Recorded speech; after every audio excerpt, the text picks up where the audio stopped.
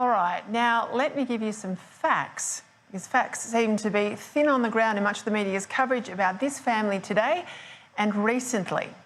First up, the adult male and adult female, the mum and dad of the young children you've seen in the background material I've just put to air, they arrived illegally into Australia on a boat after paying people smugglers.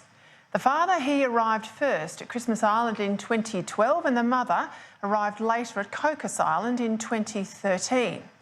In the words of the official media release dated in December last year from the Home Affairs Minister, this couple, and I quote, met and married in Australia. They then had 2 children in Australia and did so in the full knowledge that they had no right to remain in Australia. Of course, this was during the Rudd-Gillard-Rudd years when over 50,000 people arrived illegally by boat. And like this couple, a good many of them remain in Australia today, testing our legal system with appeal after appeal in the hope that eventually they'll wear down the decision makers or the Australian public and be allowed to stay. Like this couple, many of them now have children who were born in Australia, and the children are often then used to carry the legal case for the right of the parents to stay when all other avenues have been exhausted, meaning after the parents have been assessed and found not to be refugees. But let's deal with the application by the parents for refugee status, which they lodged after arriving separately, as I said, by boat. After a 6-year-long legal battle and 7 court cases, the mother and father were both found not to be refugees. In the instance of the father, his application for protection under the UN Refugee Convention was rejected by the Immigration Department first, then the Refugee Appeals Tribunal rejected his appeal. That rejection was then upheld in the Federal Magistrates Court in July 2014, then again later in the full Federal Court in November 2014. His argument that he was a refugee went all the way to the High Court of Australia and it was rejected yet again in June 2015. Now, I don't know about you, but for me, it couldn't be any clearer than that. The mother's circumstances were not dissimilar when she was found not to engage Australia's protection obligations by the Department of Immigration in 2016. In 2017, the Immigration Assessment Authority reaffirmed that refusal. From then, the family became unlawful non-citizens and should have departed Australia. Their failure to do so meant that they were taken into detention for removal. I'll refer here again to the specifics of the Minister's media statement from December last year, where it says, after agreeing to voluntarily leave the country, the family withdrew from that agreement.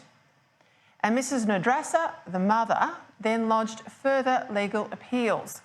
Both subsequent legal appeals have now failed. There have been claims repeated in the media that their children, 2 girls born in Australia, are Australian citizens. That is false.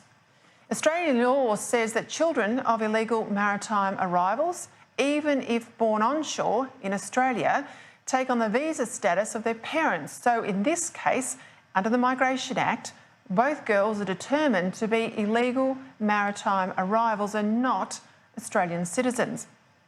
Recently, an Australian court upheld this law in relation to the eldest child, but because the younger child was not a party to that legal action, the activists are trying it on again with the younger child, now the family's last hope to stay in Australia after the courts, and let me say it again, have rejected the parents 7 times, and the case for the older child too. Now, I understand why good people want this family to stay. They've settled into Biloela, a community in central Queensland, very well. Dad's working locally, mum contributes too, and in the way that country towns tend to do better than anywhere else, this family has now been welcomed into the social fabric of Biloela. But no one gets to come to Australia illegally on a boat, run the gauntlet of our legal system, get knocked back and then stay.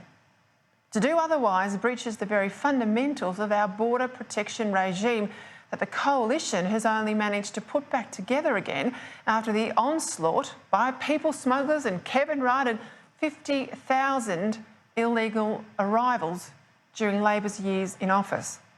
If we start bending the rules, we send a message to people smugglers: you just wear down the legal system here, delay long enough to have children in Australia, and therein lies your ticket to stay. There is nothing to stop this family returning to Sri Lanka and applying to come like everyone else the right way.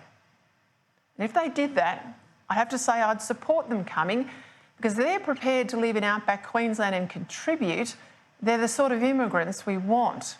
There's nothing to stop the father's employer from sponsoring him either. But if you give the activists a win here, if there's a new loophole opened up that's different than the law, then we might as well reopen the borders and give the people smugglers back control. That's why the activists are pushing this so hard. That's why Kristina Keneally and Labor are doing the same. And that's the facts, not what others are telling you.